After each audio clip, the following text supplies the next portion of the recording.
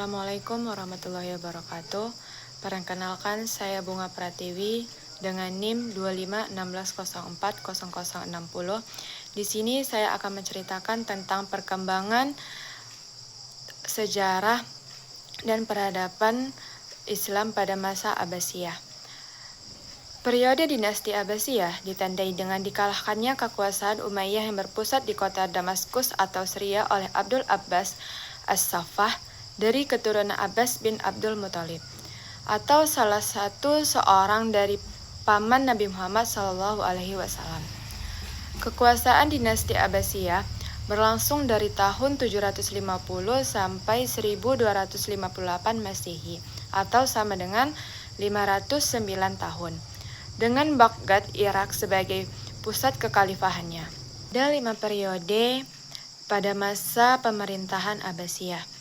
Yang pertama, periode awal pada tahun 750 sampai 847 Masehi.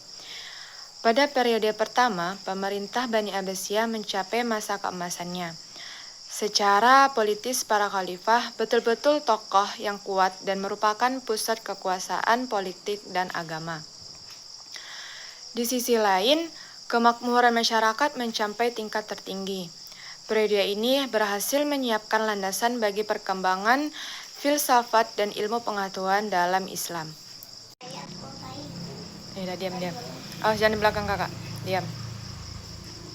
Yang kedua, pada tahun 847 sampai 945 Masehi. Perkembangan peradaban dan kebudayaan serta kemajuan yang dicapai dinasti Abbasiyah, penguasaan hidup mewah, roda pemerintah terganggu, rakyat menjadi miskin, peluang kepala tentara profesional asal Turki untuk mengambil alih pemerintahan secara berhasil. Kekuasaan Bani Abbasiyah mulai pudar, awal keruntuhan dinasti Abbasiyah. Periode yang ketiga pada tahun 945 sampai 1055 Masehi. Dinasti Abbasiyah berada di bawah kekuasaan Bani Buwai.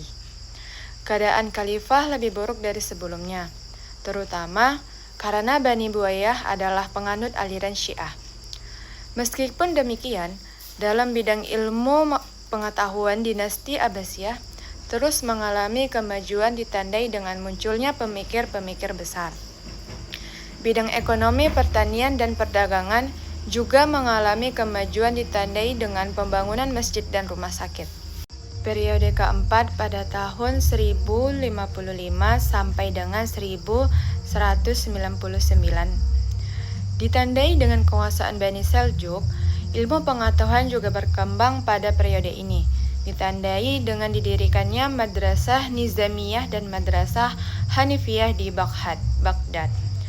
Dalam bidang politik, mereka membagi wilayah kekuasaan menjadi beberapa provinsi dengan gubernur sebagai kepalanya. Saat kekuasaan melemah, masing-masing provinsi tersebut memerdekakan diri dan terjadi konflik-konflik dan peperangan di antara mereka. Pada periode kelima atau yang terakhir, pada tahun 1199 sampai dengan 1258 Masehi. Di sini ada kekuasaan Bani Saljuk berakhir.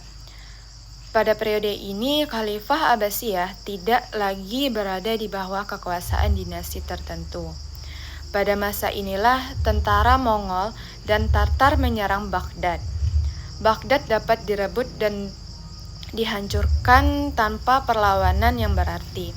Ini menjadi awal babak baru dalam sejarah Islam yang disebut masa pertengahan. Di sini ada beberapa perkembangan masa dinasti Abbasiyah. Yang pertama, perkembangan intelektual. Yang kedua, peradaban di bidang fisik. Yang ketiga, perkembangan ekonomi. Yang keempat, perkembangan kebudayaan. Di sini saya akan menjelaskannya secara satu persatu. Yang pertama ada perkembangan intelektual. Perkembangan ilmu pengetahuan dan teknologi mencapai puncak kejayaan pada masa pemerintahan Harun al-Rasyid Kemajuan intelektual pada waktu itu dipengaruhi oleh dua hal. Yang pertama, terjadinya asimilasi antara bangsa Arab dan bangsa-bangsa lain yang lebih dahulu mengalami perkembangan dalam ilmu pengetahuan, misalnya bangsa Persia dan Yunani. Yang kedua, ada gerakan terjemah yang berpengaruh dalam perkembangan ilmu pengetahuan umum, terutama di bidang astronomi, kedokteran, filsafat, dan kimia dan sejarah. Yang kedua, ada perkembangan di bidang fisik. Perkembangan peradaban pada masa dinasti Bani Abbasiyah sangat maju pesat karena upaya-upaya yang dilakukan oleh para khalifah di bidang fisik. Hal ini dapat dilihat dari bangunan-bangunan yang merupa. Yang pertama ada kutab, tempat belajar tingkat pendidikan rendah dan menengah. Yang kedua ada Majelis Muhaddarah, tempat pertemuan ulama sarjana ahli pikir untuk membahas masalah-masalah ilmiah. Yang ketiga ada Darul Hikmah, tempat perpustakaan terbesar yang didirikan oleh Harun al-Rasyid. Yang keempat ada madrasah, tempat sekolah. Yang kelima ada masjid, biasanya dipakai untuk pendidikan tinggi. Yang ketiga ada perkembangan ekonomi. Yang pertama itu ada pertanian. Khalifah membela dan menghormati kaum tani, bahkan meringankan pajak hasil bumi mereka, dan ada beberapa yang dihapuskan sama sekali. Yang kedua ada perindustrian. Khalifah menganjurkan untuk beramai-ramai membangun berbagai industri sehingga terkenalah beberapa kota dan industri-industrinya. Yang keempat ada perkembangan kebudayaan.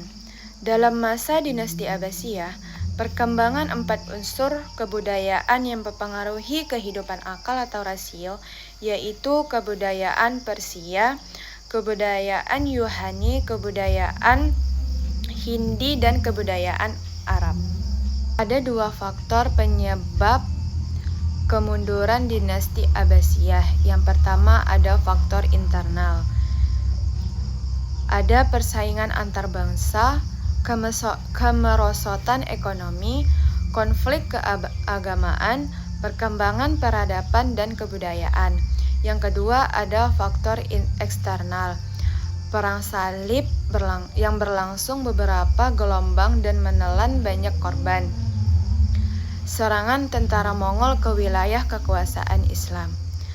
Sekian hasil penjelasan dari saya tentang perkembangan sejarah dan peradaban Islam pada masa Abbasiyah.